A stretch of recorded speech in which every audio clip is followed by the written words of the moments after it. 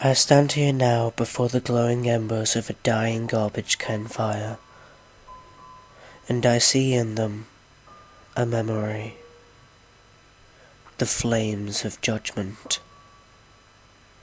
I huddle for warmth alongside others like me, the wayward stragglers, all silent in mourning memory. For in a world with no future, what is there to do but remember? And so we recall each day the hour of our reckoning. We remember judgment in the beginning of the end. Our leaders had betrayed us. Their greed and arrogance withdrew them behind their walls of ivory towers and manors, havens from which they decided our fates and hoarded our wealth.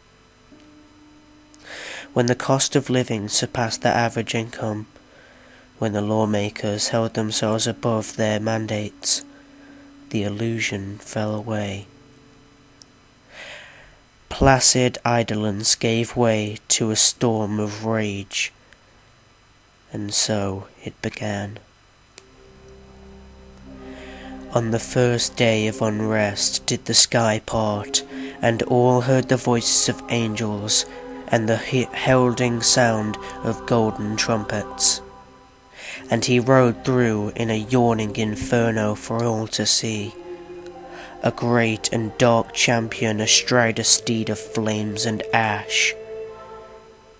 He held at his side a shield of gold graven with the holy word, and he held aloft a burning sword of gilded silver.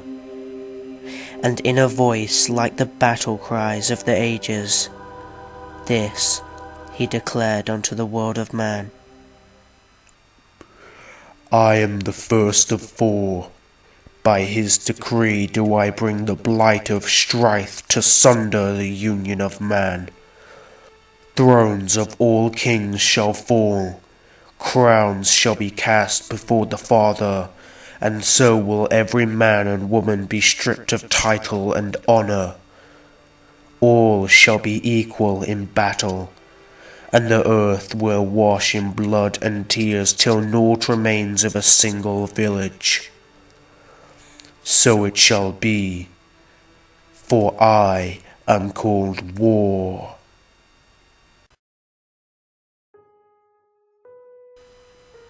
For all that anger already in our hearts, the rider's clarion call stirred something primal deep within our very nature. It came first as protests at the door of corporate estates, then at the homes of their government authorities.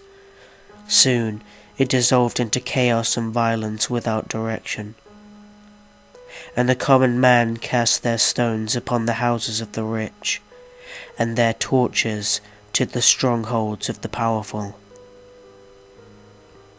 Our world fell into an era of chaos and malcontent, honest work abandoned, riots and looting for survival.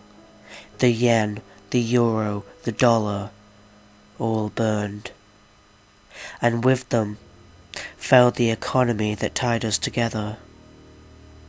Martial law cracked at the seams when the pyramids of power fell, when their wealth became hollow and meaningless, and the guns of the officers and soldiers turned on their masters. We burned the flags of our former alliance. The common citizen abandoned civility in favour of personal interest. Those who had never fought a war in their lives took up arms and dismantled the forms of political influence. United only bethreat a black banner, bereft of solidarity. And so, the legacy of human civilization dissolved in a hail of gunfire and the wrath of war, leaving behind nothing but eradicated wreckage and ash. And when the smoke cleared, the few of us left crawled from our shelters to the surface. and we found there a shell of the world we once knew. On the hour that the last of us emerged, we turned our eyes skyward, and the sky opened, and judgment came once more. From the rift again sounded the voices of angels and golden trumpets, and from the void came a harrowing swarm of flies. Amid the swarm came a frail and black steed, withering to its bones and shallow in its breath, and upon it rode a gaunt man with a mane of white. In his one slender hand he held a divine fruit, rotten to its core, and from it raft the heirs of starvation. In his other he held a set of golden scales to weigh the thinner shares, and in the finest whisper breath, this he declared unto the world of man: I am the second of four. By his decree do I bring the blight of hunger.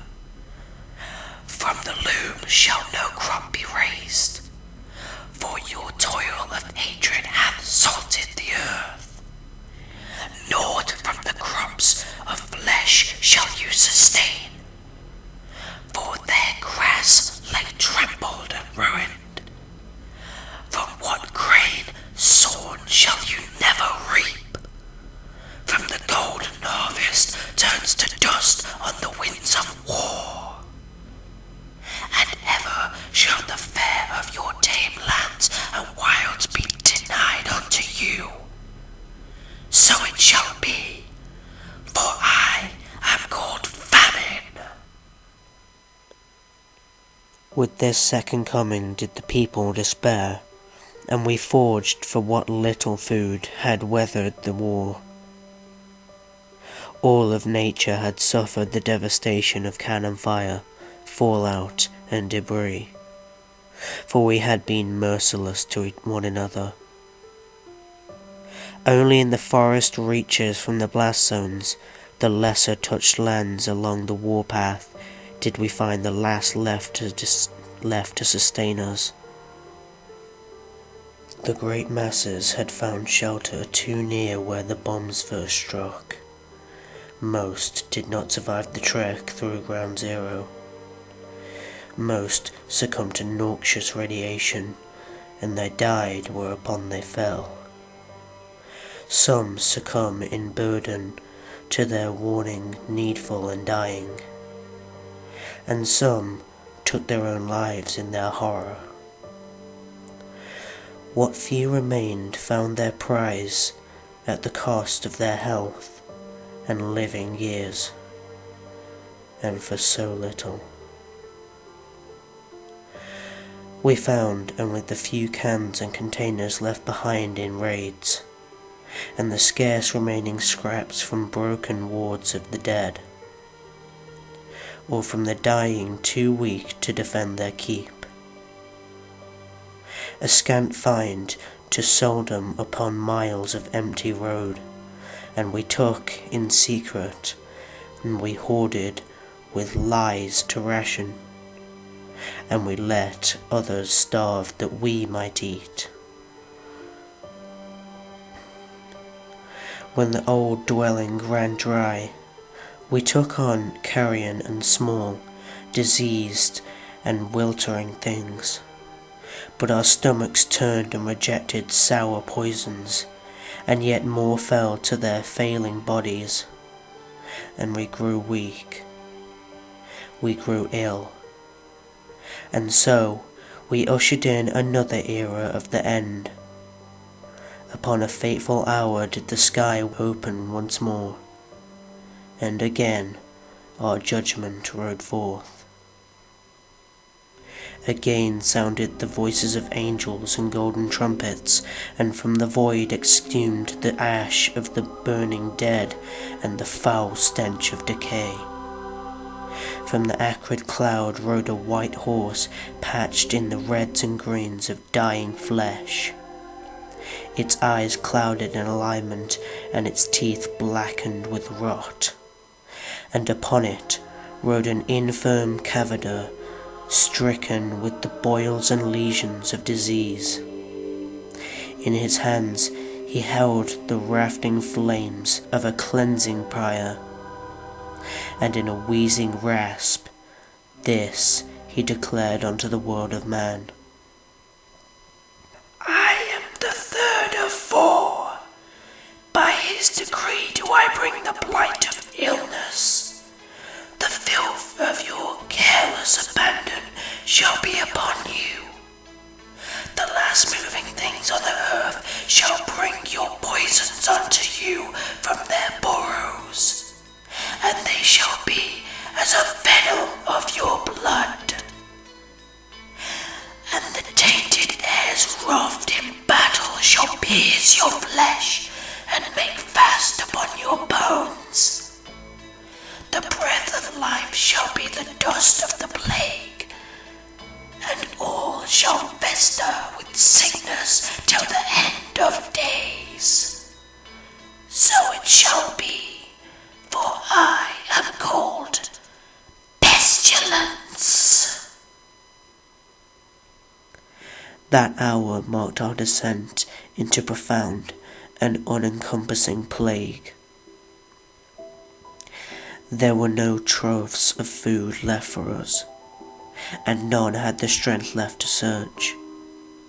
We had settled for nearby rats and insects, and only those our constitutions could withstand.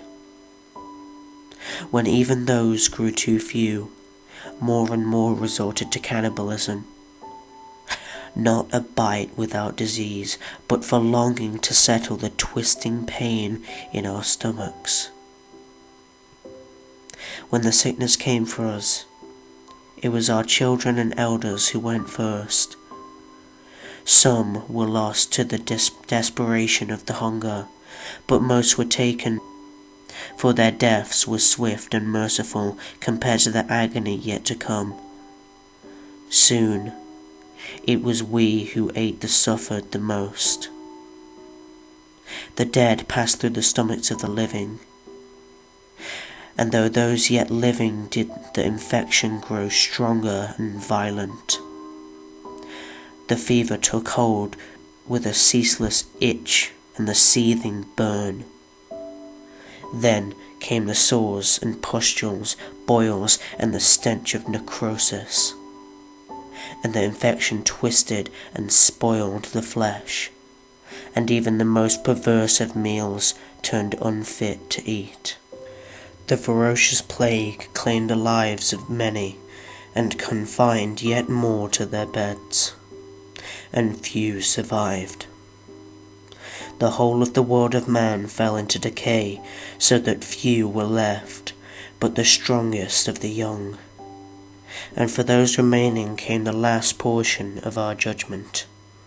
Again did the sky fall open to the void, and again came the sound of singing angels and golden trumpets. From the void stormed forth the dark legions of hell and fallen angels, and they did scream and wail their sorrow. And ahead of them rode a pale horse, skinless in face and naked of teeth, and its breath was the white wisp of the ether. Upon it sat the Reaper himself, veiled in black robes and charred feathers moulted from his broken wings. In his one hand did he hold a scythe to harvest the souls of man, and in his other the hourglass of all time. And the sands had since passed, and in a void whispered from graves and shadows, this he declared unto the world of man. I am the last of four.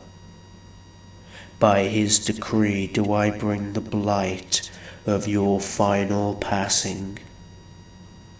So shall the consequence of your transaction be cast upon you in your final years. Every womb shall be barren, every seed hollow in its essence. The Manga few shall vanish to their last, and lordship over all the earth shall be taken forever. And from each of the fallen shall their souls be given unto Azrael, and in his hands shall each be delivered to its final rites. So it shall be, for I am called Death. And just as the 3 horsemen before him, he was true to his word, for not a single child has been born to even the healthiest of us in over 30 years. We have all since grown old and feeble, and another of us fallen each day, whisked away to the hereafter by the archangel of death. Among the sickness and our tainted meals, I can only assume that we've survived so long that we might reflect on our sins. I can only assume we have been left to learn some divine lesson. I huddle now beside others like me, near the warmth of the garbage can fire. There are fewer here today than yesterday, fewer still than last week, and I believe their last chapter may be nearing its end. As I see friends and family pass on, I feel myself losing feeling for my loss. I move ever closer to acceptance, and I feel it in my heart now. My time nears too. Perhaps tomorrow, some other in my place may recant this story so often told. Perhaps next week, some other may tell our final tale to the sullen faces around this fire, and the rest shall remember it to the end of their days. For in a world without a future, what is there to do but remember?